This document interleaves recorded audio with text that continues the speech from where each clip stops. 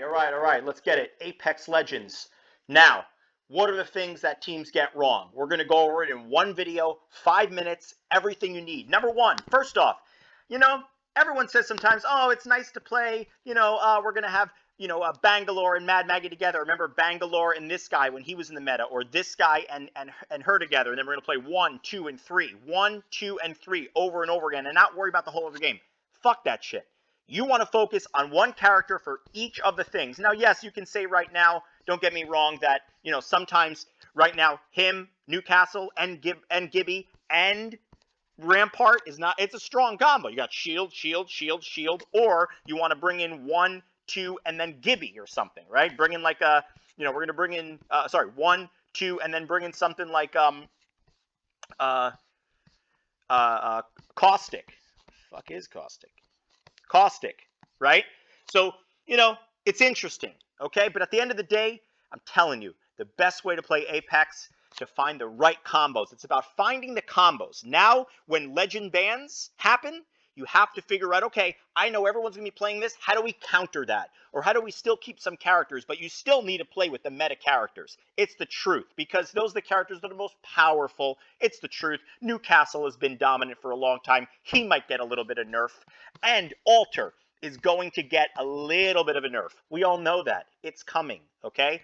Wraith is good if you want to play as the IGL. A lot of people love it as the IGL. It's great. He's going to get a buff. The buff with him is going to be when you throw out a bamboozle, you can then port into that new bamboozle in that POV and start to play the game. Once you do that, everyone's going to play him because he's a very good character, just needs some ideas. But you have to pair him also with a Rampart so you can have some shields and protection in the close range. Because at the end of the day, when you get down into here and it's just you and a couple people, these micro mechanics, little tiny rocks, little tiny things, shield. That's why Alter is really good.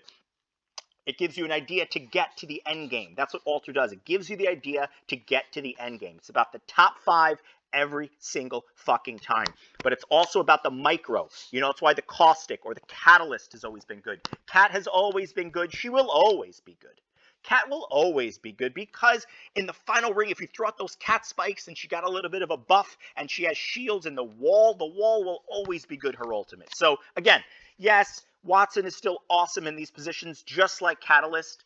Very similar in pushing people out with their walls and stuff. But, Rampart, if she gets a little bit of a rework, very small, it could happen. I'm not saying it's going to happen.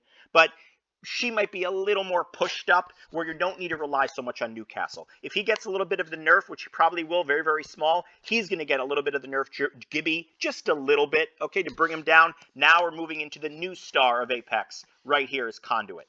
Conduit is the new.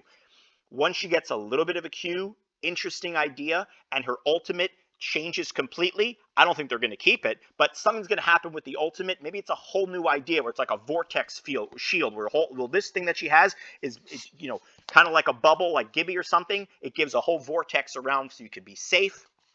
New character. I don't know why they still, we need a new character in the controller legend, but in the skirmisher, which we have a million of, they're going to make another character that apparently has an ultimate that's a motorcycle. So, whatever.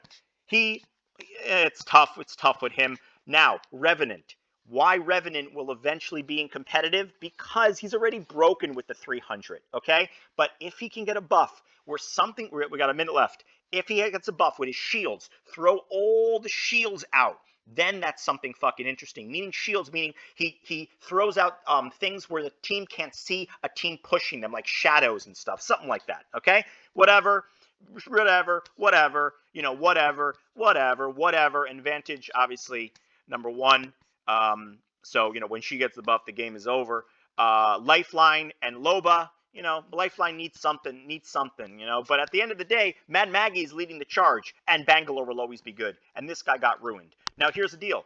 When you go like this, and you're in that endgame, the problem is when you Valk ult, or you're up, or you're trying to make a play, doesn't matter from a Valk ult, where do we land, sometimes in the moment, you have to just find a place, okay?